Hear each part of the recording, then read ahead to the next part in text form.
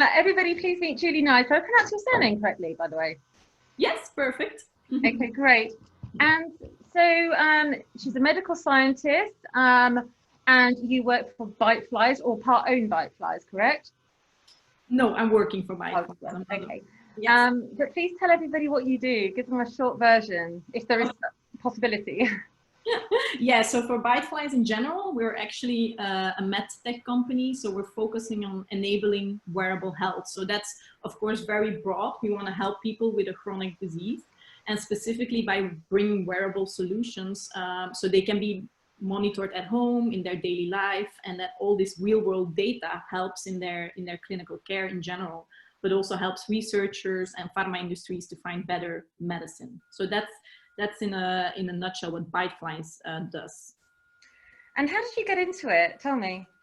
Yeah, so that was actually, originally I did a PhD in neuroscience because I was always puzzled by all the mysteries of the brain. And I always loved doing really fundamental research in that field. But sitting behind my microscope and looking at my beautiful neurons, it was very exciting. But they're so beautiful, aren't they? Oh my goodness.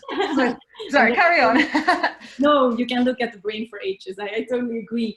But there was something in me. I like talking to people. I like having an impact and a fast impact. And then I missed having a direct impact on people where their brain is not working well, right? Where something is off. And although I understand we still don't understand everything of the brain, I do feel we can do a lot already with the knowledge and the innovation we have and experts today to have immediately influence. So then I met the folks of Byteflies, and they were saying, oh, what would you think of working with us? And actually bearing your neuroscience background and your passion for research, but what if we put you together with a lot of different type of people, patients, healthcare professionals, the key opinion leaders like doctors, everybody from different angles, to improve our product and to really match our wearable solution to those patients in needs or to a specific chronic disease and a specific application, and help think about that. So I really love that I'm like being in between the interface of our team itself, Byteflies internal, which is a lot of multidisciplinary people with a lot of different talents, but then also being at the front line with the health industry and talking to all these different type of people, and their insight really helps to improve the product from the inside, if that's clear.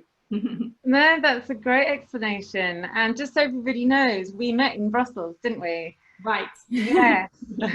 So because you're working with Big Pharma as well, and so through Big Pharma that I got invited over there, and then we met, and just seeing people like you guys who are, you know, it's so reassuring and such a surprise. I think it would be to most patients and loved ones that we have people like you out there, because most people don't know about you. They don't know that you care so much and are doing so much research for us lot.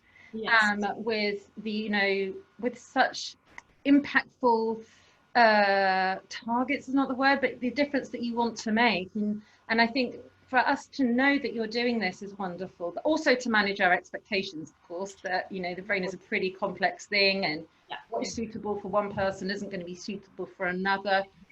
But just to be able to contribute to stuff that you're doing is just so cool. It's so rewarding. Thank you. Yeah, that's why we do it for, I believe, or for me at least personally.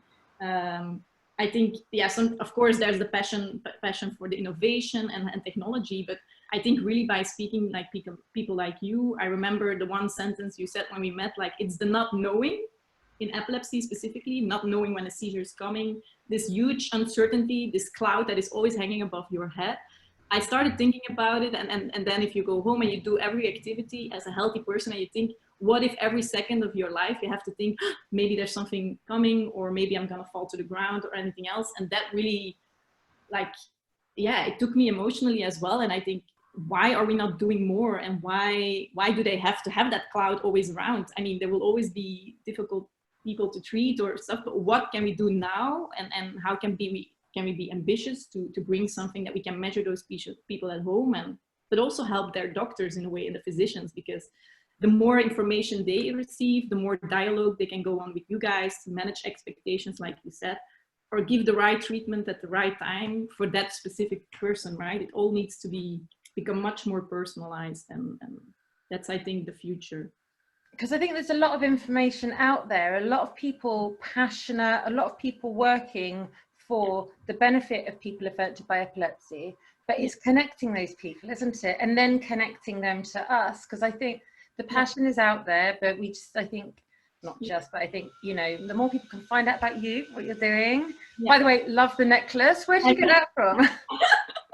I got that actually from my colleagues when working at the university. They gave me this neuron as a like a nostalgic sign of my research there. Yeah. Just so you'll know, I've got one of these too. I should have it on now. Yeah, but you noticed it, didn't you? Yeah, the jury. Yeah. Everyone always thinks it's a tree, but it's like, no, it's a neuron. Yeah, it's true. They're so beautiful in many shapes, just like different epilepsy types and so on. But what you mentioned, I agree, like bringing all those people together in a network. I think that's where we also were very lucky to be part of the CSIT consortium, right? This is a big consortium with like different type of partners. On one hand, you have Bytflies, who's bringing this, try to make an epilepsy specific wearable. But then we have all these clinical partners across Europe. So 7 universities like King's College, Oxford is also involved, and many others. But then we also have UCB Pharma as a lead in epilepsy, who give their perspective. We have business development people, we have algorithm people that help develop tools and machine learning to maybe see if we can automatically detect seizures and so on. So I think it's really a good, nice cocktail of people all together to think about the different aspects and to bring such a solution to the market and to you guys as soon as possible. And again, that's something people need to know, is that it's not just mathematicians, it's not just scientists, and it's not just researchers. No. It's people from here, there, and everywhere, including patients, so that you can create a product which, fingers crossed, you know, does suit more people and is accurate in terms of treatment, right? Exactly. It needs to be really holistic approach, and the more perspectives and input you get, like from different visions, is then you can really define the value and how to bring that also on the right way to the market as well. And having input from a medical doctor is as valuable as from a patient itself, but also from the business people or the pharma people. Like, how are they going to develop a new medicine? What value can this type of wearable bring to make it faster, less expensive, and more personalized to each patient? Yeah.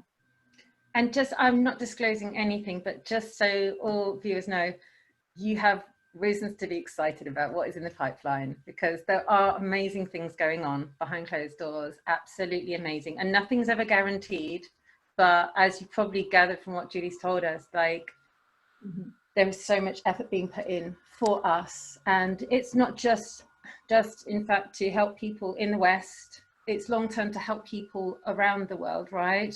Yes.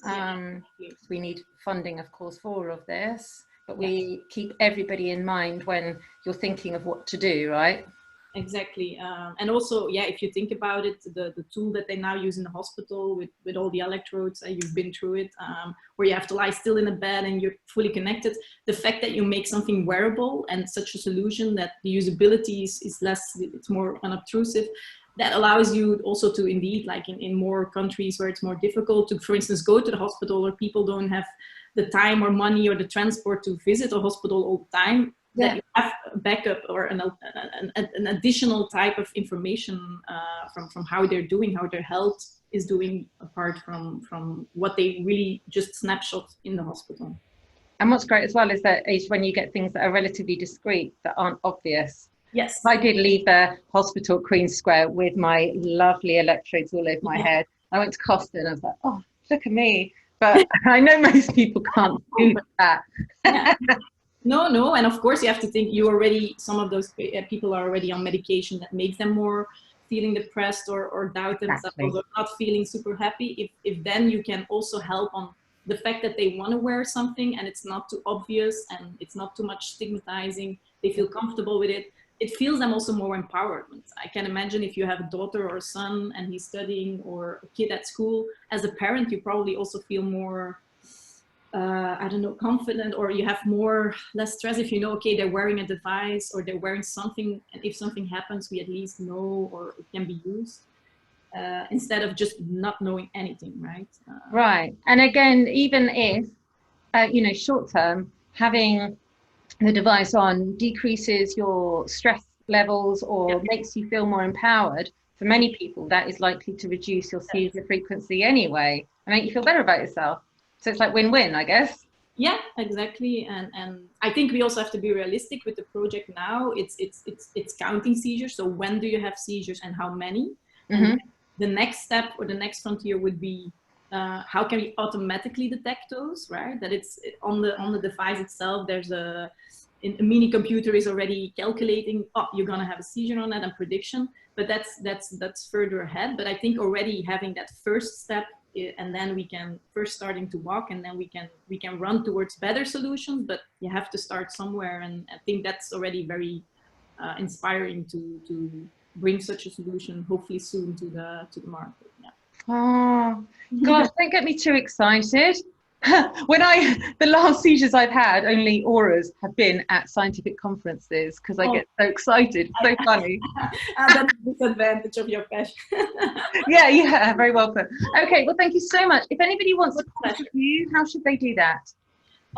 They can contact me by email, which is julienice@bytflies.com. They can go to our website, our Twitter page, LinkedIn, whatever suits them best. They can always ask us questions, and hopefully we are there to help, or even to educate or to give more information. Always happy to inform. Thank you.